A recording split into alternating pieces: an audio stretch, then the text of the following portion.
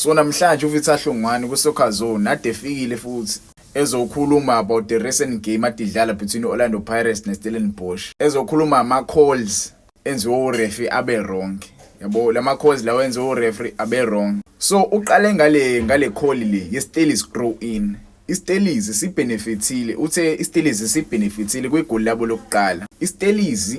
ibhola liphume wasubheke nje lapha kuma clips ebhola ibhola liphume ngemuva ephumeni kwebhola umdlali lo weStelis wasehamba nebhola kulayini wasema la ibhola lingaphumanga khona wama la ibhola lingaphumanga khona duzana nebhokisi waseqrowa ibhola yabo eqroweni kwakhe ibhola le bhola lelo lifike kalule eboxini because it was closer to the box uphose la bengamelanga khona angabe uphose khona ureferee la bengimele ambuyisele emuva amtshela ukuthi aqale phansi iqro because usondelene nebhokisi and akukhona ila ibhola liphumele khona so uyasho uVictor Hlongwane la uthi it was a wrong call for Abongile Thomo ukuthi allow le play to happen and igoli lesibili Orlando Pirates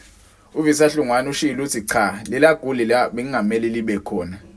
lela goli la ngokomthetho Orlando Pirates bengimele abe urefi uthe ibhola libuyile emuva because laphana lo mfana lo Mfukeng ulithathe ibhola walimisa la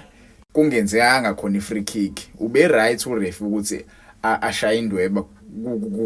kulimale umdlali but bengimele asasibhola libuyisele emuva so ama decisions awu2 adala amagoli abe wrong abo alawo ref igoli leStelis mase kuba igoli lesibili Orlando Pirates so omabili ama team ngokusho kwa Victor Hlongwane abenefitile kule game le omabili ama team ube wrong uAbongile Thomo yabo ekhandlisheni le game nje overall of igame ube wrong ngeke ngisho ukuthi overall because yabo bengekho maningi ngale ndlela amaphutha but nje ekuhandlisheni le game le uhandlishe ngendlela engekho right because igoli loqala iStelis uyasho uVictor Hlongwane ukuthi it was a wrong call negoli leOrlando Pirates lesibili yabo nithini kuma comments ngabe uVictor Hlongwane ngabe right ngokusho lokho ukuthi iStelis isibenefitile nePirates benefitile nithini nina okube iStelis asilikora igoli lokuqala ngabe siyidlile Orlando Pirates ngabe besingakwazi ukidla njalo iOrlando Pirates because Orlando Pirates uma izinto zimi kanje mekukhansela igoli leStelis lokuqala mekukhansela futhi negoli leOrlando Pirates lesibili should leyo 2-0 loyo